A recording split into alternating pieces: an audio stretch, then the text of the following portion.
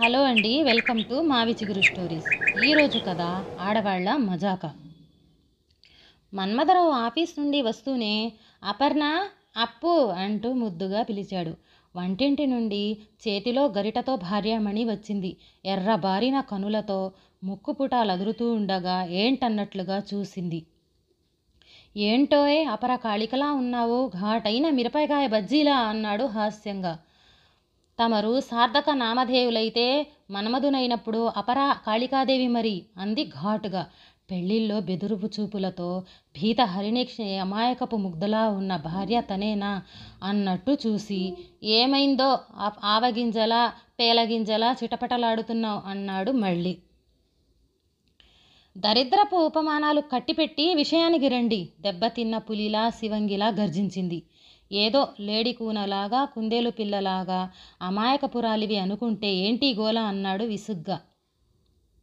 అలాగైతే తమరి మన్మథలీలలు రాసలీలలు సాగుతాయా హుంకరించింది కోపంగా.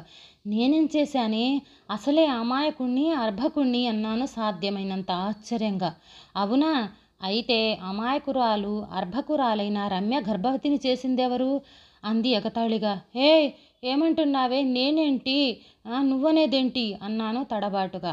అదే మరి, ఎందుకో మరి ఆ బిత్తర చూపులు తత్తరపాటు అందామె మరింత ఎకశక్యంగా. నిజంగా నాకేం తెలీదప్పా, అందరితో సరదాగా ఉంటా, అదే నా తప్ప అనిగాడు బేలగా. అలా దారికి రండి, మితిమీరితే జరిగేది ఇదే, మీ మన్మథలీలలు రాసలీలలు ఇక సాగవందామె. వామ్మో, నీ అమాయకత్వం ముగ్ధతనం వెనుక ఇంత క్రూరత్వమా అన్నాడు దీనంగా. అపర్ణ ఎప్పుడు శాంతమూర్తే, సమయం వస్తే అపర కాళిక మాత్రమే కాదు, చండి చాముండి కూడా అంది గర్వంగా. అమ్మో, ఆడవాళ్ళంటే ఆడేవాళ్ళ, ఆడించేవాళ్ళు కాని అనుకున్నాడు మన్మథరావు మనసులో, బయటకి అనే ధైర్యం లేక. ఈ కథ నచ్చితే లైక్, షేర్ చేసి సబ్స్క్రైబ్ చేయండి.